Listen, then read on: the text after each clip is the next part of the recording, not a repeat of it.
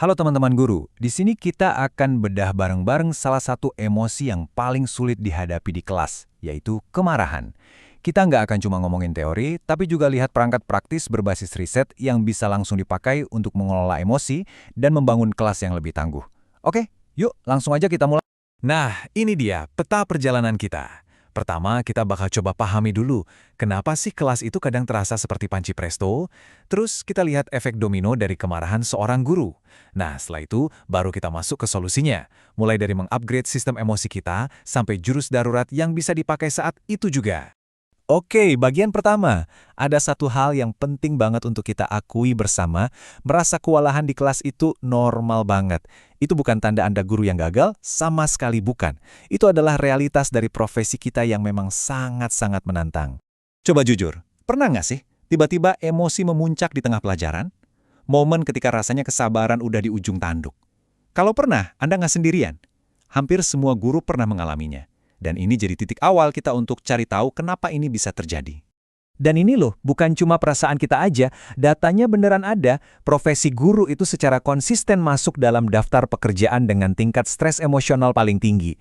Jadi yang namanya kelelahan emosional itu nyata dan bisa diukur, bukan sesuatu yang bisa kita abaikan begitu saja. Sekarang kita lanjut ya. Emosi seorang guru itu ternyata nggak berhenti di diri kita sendiri. Setiap emosi yang kita rasakan, terutama yang kuat seperti amarah, itu menciptakan gelombang atau riak, yang efeknya bisa terasa ke seluruh penjuru kelas. Nah, ada istilah keren nih namanya penularan emosi. Ini pada dasarnya adalah istilah ilmiah buat sesuatu yang kita semua tahu. Kalau gurunya lagi tegang, muridnya pasti ikutan tegang. Emosi kita, baik itu positif atau negatif, bisa menyebar di kelas kayak virus loh, dan ini sangat mempengaruhi semangat dan fokus belajar siswa. Terus seberapa besar sih pengaruh perilaku siswa? Ternyata signifikan. Riset menunjukkan kalau sekitar 26% atau seperempat kemarahan guru itu pemicu langsungnya adalah masalah disiplin dan motivasi siswa. Ini membuktikan betapa rentahnya emosi kita terhadap apa yang terjadi di dalam kelas. Jadi, apa sih yang sebenarnya terjadi di otak kita waktu kita meledak? Nah, ini yang disebut pembajakan amigdala. Penting untuk diingat, ini bukan soal kelemahan karakter, tapi ini adalah respons biologis. Bayangkan saja, amigdala, si penjaga keamanan otak kita, tiba-tiba mengambil alih kendali dari bagian otak yang berpikir rasional. Memahami proses ini adalah langkah pertama untuk bisa mengendalikan. Oke, kita udah paham masalahnya. Sekarang, yuk kita bahas solusinya. Anggap saja kita mau mengupgrade sistem operasional emosional kita. Dan fondasi dari upgrade ini adalah apa yang disebut pembelajaran sosial dan emosional, atau biasa disingkat PSE. Nah, kerangka kerja dari CSL ini ngasih kita 5 skill utama. Pertama, kesadaran diri. Ini kayak memasang sensor di tubuh kita, jadi kita tahu kapan marah mulai datang.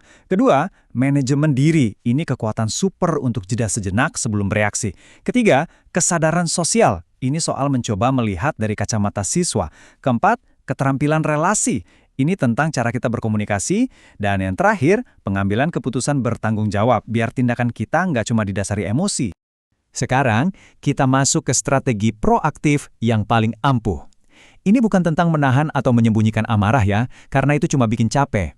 Ini tentang mengubah cara kita memandang pemicu kemarahan itu sendiri. Nah, ini dia kuncinya, penilaian kognitif kembali. Ini semacam kekuatan supermental. Jadi, daripada kita melihat siswa yang ribut sebagai serangan pribadi, kita secara sadar mengubah ceritanya di kepala kita. Misalnya, mungkin anak ini lagi kesulitan dan butuh bantuan.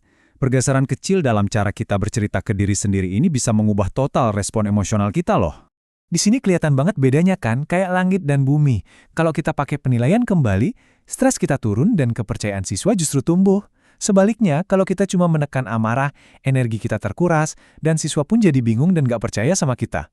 Dan yang lebih keren lagi, penelitian membuktikan kalau manfaatnya itu jangka panjang. Jadi kemampuan ini bukan cuma pemadam kebakaran sesaat. Ini seperti vaksin emosional yang membuat kita lebih tahan banting menghadapi pemicu stres di hari-hari berikutnya. Oke, tapi gimana kalau pembajakan amigdala itu keburu terjadi? Nah, kita butuh sesuatu yang praktis, sebuah rem darurat. Ini dia alat yang sederhana, gampang diingat, dan luar biasa efektif. Cukup ingat satu kata, STOP. Pertama, stop, berhenti total, jangan lakukan atau katakan apapun. Kedua, tarik napas dalam-dalam. Ini secara fisiologis langsung menenangkan sistem saraf kita. Ketiga, amati. Coba sadari, apa sih yang saya rasakan sekarang?